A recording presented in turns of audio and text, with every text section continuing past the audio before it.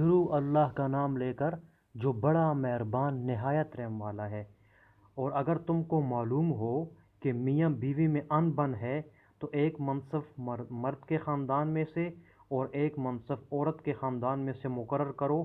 وہ اگر صلح کرا دینی چاہیں گے تو اللہ ان میں موافقت پیدا کر دے گا۔ کچھ شک نہیں کہ اللہ سب کچھ جانتا ہے اور سب باتوں سے باخبر ہے۔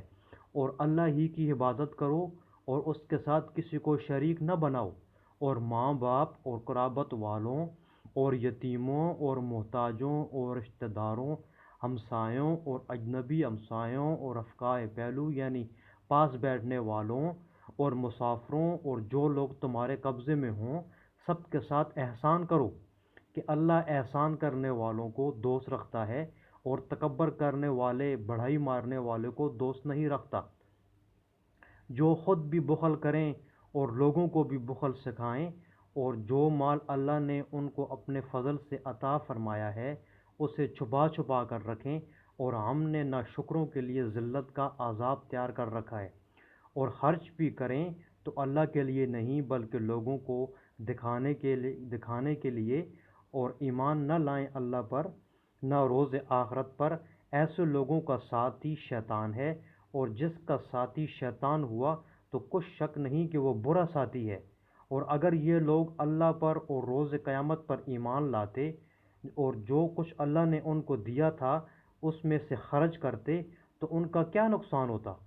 اور اللہ ان کو خوب جانتا ہے۔ اللہ کسی کی ذرا برابر بھی حق تلفی نہیں کرتا، اور اگر نیکی کی ہوگی تو اس کو دو چند کر دے گا اور اپنے ہاتھ سے اجر عظیم بخشے گا۔ بھلا اس دن کیا حال ہوگا جب ہم ہر امت میں سے احوال بتانے والوں کو بلائیں گے اور تم کو ان لوگوں کا حال بتانے کو گواہ طلب کریں گے۔ اس روز کافر اور پیغمبر کے نافرمان آرزو کریں گے کہ کاش ان کو زمین میں مدفون کر کے مٹی برابر کر دی جاتی، اور اللہ سے کوئی بات چھپا نہیں سکیں گے۔ مومنو، جب تم نشے کی حالت میں ہو تو جب تک ان الفاظ کو جو منہ سے کہو سمجھنے نہ لگو نماز کے پاس نہ جاؤ، اور جنابت کی حالت میں بھی نماز کے پاس نہ جاؤ جب تک کہ غسل نہ کر لو۔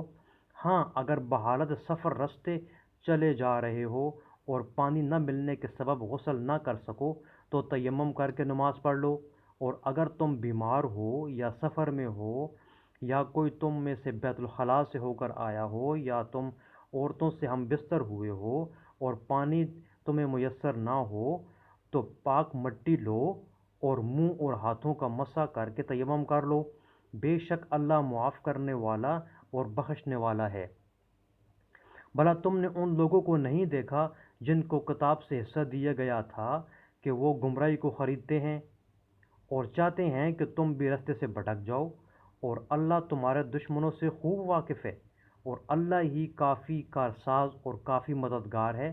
اور یہ جو یہودی ہیں ان میں سے کچھ ایسے بھی ہیں کہ کلمات کو ان کے مقامات سے بدل دیتے ہیں اور کہتے ہیں کہ ہم نے سن لیا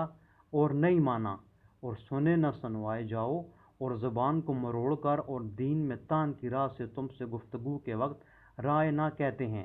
اور اگر یوں کہتے کہ ہم نے سن لیا اور مان لیا اور صرف اسمع اور رائے نہ کی جگہ انظر نہ کہتے تو ان کے حق میں بہتر ہوتا،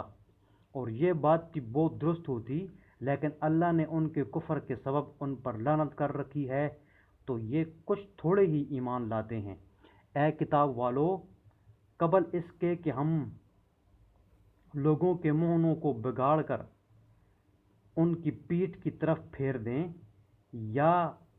ان پر اس طرح لعنت کریں جس طرح ہفتے والوں پر کی تھی، ہماری نازل فرمائی ہوئی کتاب پر جو تمہاری کتاب کی بھی تصدیق کرتی ہے ایمان لے آؤ، اور اللہ نے جو حکم فرمایا سو سمجھ لو کہ ہو چکا۔ اللہ اس گناہ کو نہیں بخشے گا کہ کسی کو اس کا شریک بنایا جائے، اور اس کے سوا اور گناہ جس کو چاہے معاف کر دے، اور جس نے اللہ کا شریک مقرر کیا اس نے بڑا بہتان باندھا۔